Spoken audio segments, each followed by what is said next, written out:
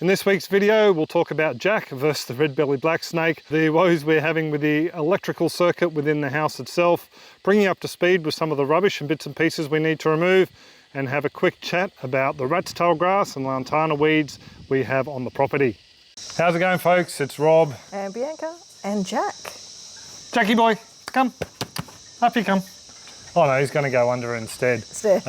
Jack is home. Jackie boy is doing a lot better. Yes, he is. After giving us a bit of a scare early on in the week. With trying to make friends with a red belly. Yeah, Jack has this habit of going up to critters like green tree frogs, even the coastal carpet, juvenile coastal carpet python we've had here on the deck, and cane toads, and he goes up and bops them with his nose just to say g'day. So far he's got away scot-free until the other morning. Yes. He decided to do it to a red-bellied black snake. We heard a strange bark, went outside, saw a red-bellied black snake do a couple of mock strikes towards him, told him to leave, which is his command to stand down, and noticed a couple of spots of blood on his lower lip. Yes. So what did you do, Bianca? After we stressed and panicked. After freaking out. Yeah. Ended up calling a couple of vets in the area and found a emergency hospital in Bundaberg. So we raced down to there, and they deal with snake bites quite a lot from the sounds of it. And he spent overnight, so 2 days, had lots of blood tests. Lots of fluids? Lots of fluids. He had a drip and a catheter, and sounds like he didn't like either of them, so he was sedated a lot. And 2 batches of anti-venom. Venom, yep. Yes. But he's good. We just have to keep an eye on him for a week, and he has to be calm. Well, we thought we'd give you a bit of an update. Do you want to say he's not going to turn around, so he is happy. So pretty much we'll leave the Jack bit there. You stressed us enough. Cost us actually, just to let you folks know, the cost of treatment was pretty much all the same price as our second-hand mower. We paid just under $3,000 for, would be brand new. His cost us almost $6,000 Australian just to get this treatment done. So but as a result, he's put a bit of a dent in our budget, hasn't he? Yes. Yes, anyway, enough of that. Today we're going to go through a couple of lists, a bit of an update on where we're up to with the farm.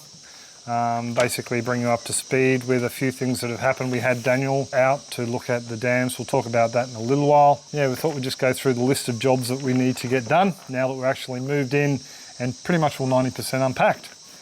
So the first job, big job that has to happen, is...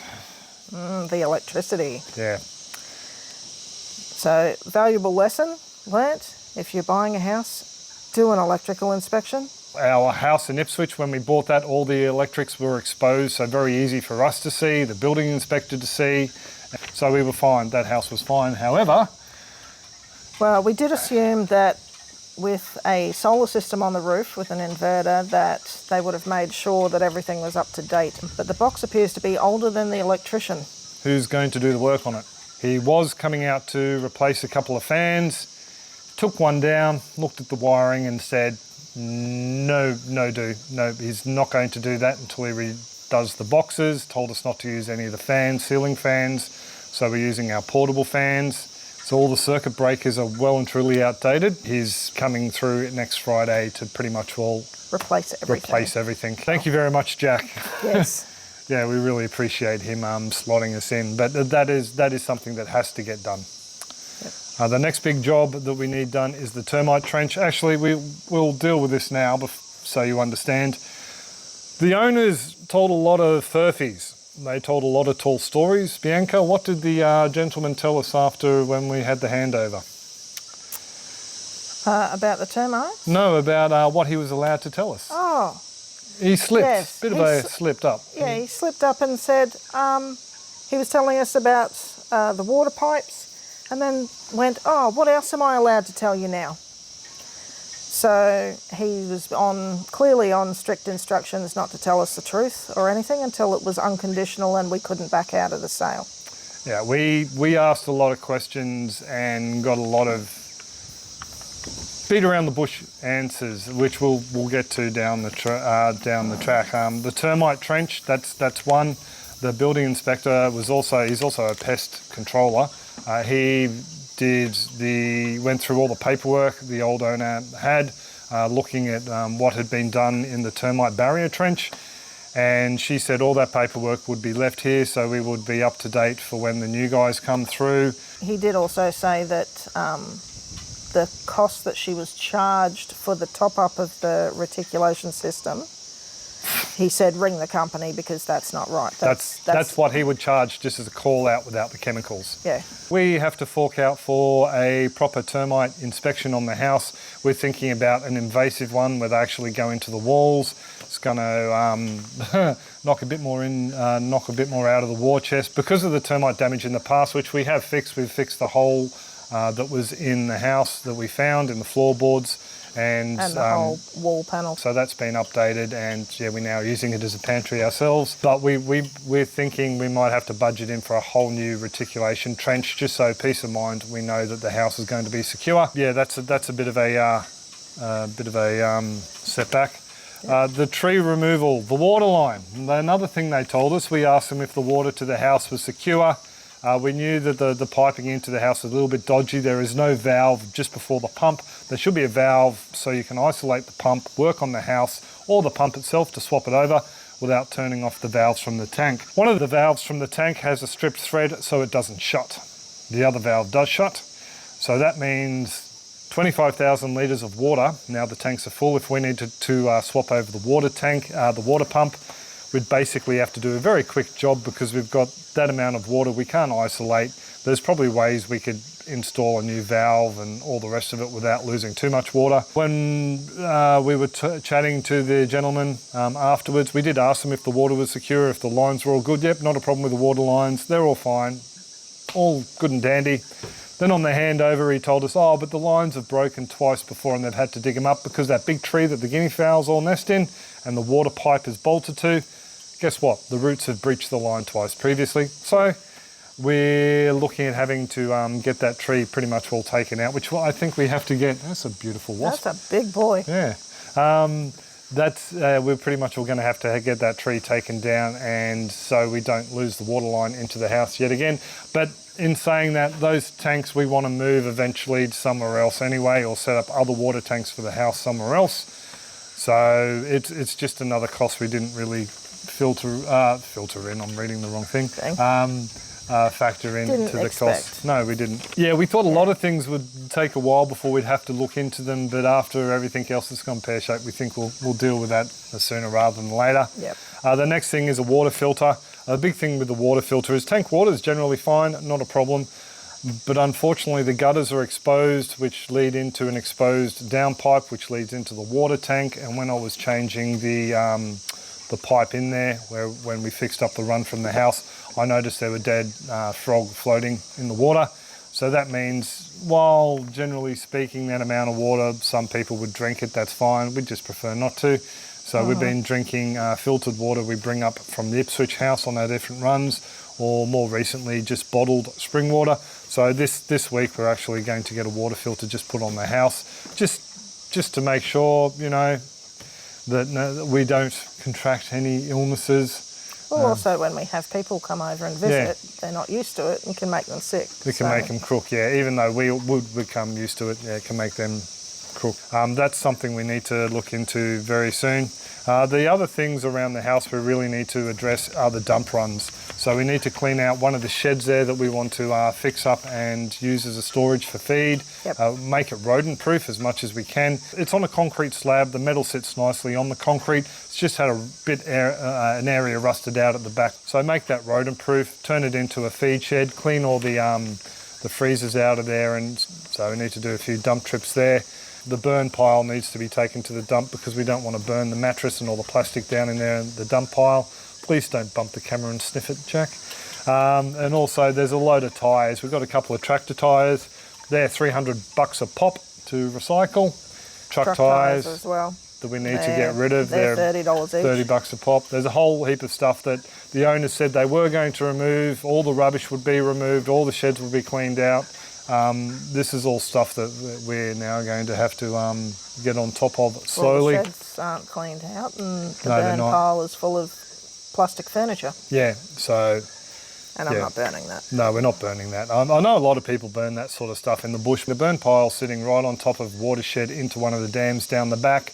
That's one of the things Daniel said. He said remove and remediate that area because there will be flow down into the dam, and I didn't need him to tell me that. I know enough, or both of us know enough. Bianca works in waste to know that water moves toxins into a water body, and we just don't want them in that dam, especially because we know there's crustaceans and fish in there. So and the last bit of a spend around the house, we actually knew, we saw that the building inspector didn't actually pick up one of the issues with it, but the deck stumps are rusted out and rotting out, and also the joists that run across that hold the floorboards.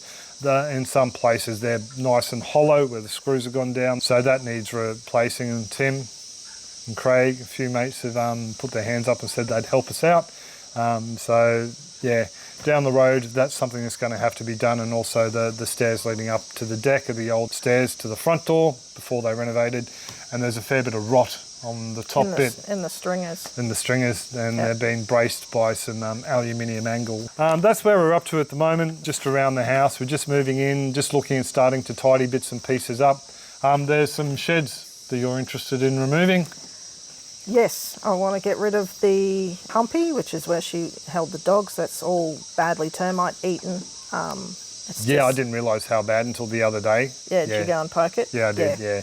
But there's electrics that are running to it, so we need the electrician to come around and disconnect that for us so we can tear it down. Yeah, Jack said he'd do that. That's easy. Yep, and I want to move the hoop houses away and the chicken pen away so there's no risk of rats and mice coming closer to the house. Basically move them out of zone, because that's zone 1 in the house area, and move them out of zone 1. The house is zone 0, this is permaculture zoning. House is zone 0, that sort of area, sort of classing as zone 1. Yep. Move it down to zone 2, which is the old pig area, which has a nice shade structure that we can incorporate into a day run. And then if there is rats and mice and the snakes are interested, they can stay down there. And goannas like to hunt them down as well. And the chickens, I mean, the chickens look like little Tyrannosaurus Rex when they chase mice down. It's actually quite scary and barbaric. But yeah, the hoop houses will be used in aquaponics. We've got to work out, we might need to get Jack out here again at a later date and run some more electricity elsewhere in the paddock. There's actually electricity down to the pig shed. So if we can find that and see if it's live and isolate it, we might be able to use that further on down the track as some aquaponics. Get rid of a couple of sheds, and so we can use some of the sheds actually to rebuild and make rodent-proof the feed shed. Yep. So we've got parts and bits and pieces which are going to save us quite a bit actually. And I think Bianca found a place that will pay for old fridges and freezers, so we can get a couple of bucks back there. They've left us 7 of them? Yeah, 7 freezers, large ones. So either upright or chest freezers. And there's bits of rubbish that most people will just throw out. Like we've seen stainless steel washing machine tubs, a few feed troughs that we can recycle and use into wicking bases for wicking pouches. So yeah, there are some useful stuff that we wanted to go through with them on the handover. But yeah, that just didn't happen. Anyway, enough of that. Now on to the bigger stuff. Had a few people point out that we got rat's tail grass, and we knew, we were 95% sure when we walked the paddock that we had could highly possibly be rat tail grass. We inquired with the owner and he said no, not that I know of, which you'd be aware, because it is a big weed species. Everyone knows about it. I mean, viewers have already pointed out quite a few of them that is GRT or giant rat tail grass, so we were quite aware that it was there. We're not naive in these sorts of things. The same as the earthworks, we'd already looked into it before we made an offer on the property. There's a number of things we can do to control it. I'll just go through the list. You can fix the nutrition in the soil, because most weed species are basically an indication of something lacking in the soil. For the soil here in particular, we could help fix the soil nutrition by adding some more organic matter. What did Daniel call it? It's not sandy loam, it's sandy loam. We improve the soil biology. Again, adding more organics into the soil helps. Adding competitor species, Bianca's already looked into a few for that. Yep. Mow with a flail mower, so not only just cut back regularly, before the seed heads. Mow with a flail mower because it just smashes all the organic matter up into fine particulate and spreads it out. You don't end up with a windrow like you can end up with some slashes. So just that's one of the top things. Just keep it down and close to the ground level as you can, and you'll find the new shoots are actually palatable to some animals. I've heard cows and sheep eating it. We noticed the wallabies were eating it. The wallabies were eating it. We've seen them eat it in the paddock. So we know it is palatable at certain stages. And also I'm going to try the non-anic based herbicides as well. I've mowed a section down to do a bit of a trial, and also the stuff that's in the yard. I'm going to go and spray that. It's not like a glyphosate or I keep forgetting the other one. Blah, blah, blah, blah, blah, blah, blah, blah. But unfortunately, glyphosate and the other one that is used regularly are both not good for waterways, and where we've got most of the rat-tail grass that we want to control straight up. All the watershed from there runs into our dams. I want to do aquaculture as part of the draw card for this property with those dams out the front there.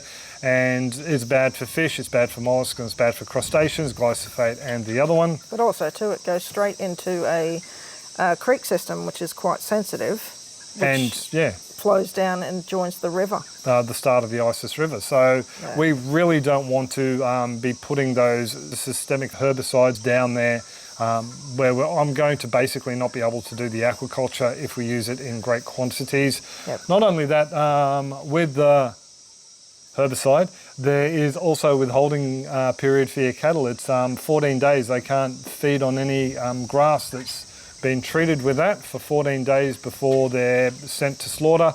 Now, we do not have any paddocks on this property that doesn't have rat-tail grass in it, and we would have nowhere where we could withhold the cattle away from a treated area before they were sent to slaughter. That's if you follow it by the T. I don't know, by the book. I don't know how other people deal with giant rat's tail grass on their own properties when they've treated it with certain herbicides, but it's something that's popped up in the government literature when we've read it. So basically, we know. We know, yes, folks, we know. We're onto it. We have a management plan. Yep, and it's going to be a long-term process. Lantana.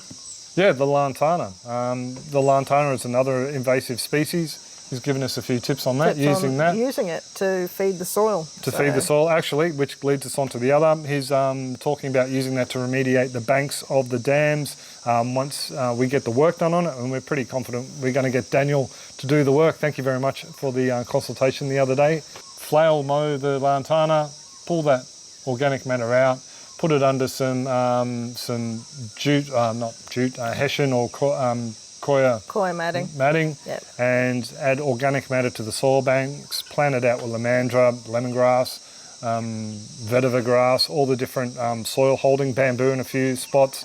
Daniel's given us a whole heap of ideas, which I'll run through in another separate video. This one's already gone for over 20 minutes, so we'll cover that in a separate video where we go into the recommendations Daniel's put forward, and I'll also go through with what we've decided to do at the end of that. Rabbit it on long enough? Yep. Keep it under half an hour. Yeah. The next video you'll see on the channel will be the information about the earthworks with Daniel. Unfortunately, the B-roll camera, one blew over up here, bit of a breeze in the morning, so it stopped filming before we even made it to the paddock. We did get a lot of audio with Daniel though, so I'm not going to release that. That's for our own notes. That's his consultation. I don't feel like I should release that. I did film a little bit of at the end with his final thoughts. But I'll walk through the video. I'll take the camera down to the dams, give you a bit of a narration about what he suggested and what we've decided. And yeah, hopefully you'll see that next week, all going well. So pretty much we'll leave it there. You got anything to add? I should ask, sorry my dear. I was just going to say, you'll be all alone next week. Oh, I'm all alone next week. So you can do the walkthrough with the dams and film and edit. Show all the damage. And mow the lawn once more. And mow the lawn, yes. Yeah. So, you're loving that ride on. Shush. The lawnmower is fun. Can't wait to get a tractor. That's the next big purchase. Anyway, yes. We'll leave it there. I do hope you're all well and happy and you're enjoying these videos. We'll catch you later. Bye. Cheers, folks. See ya.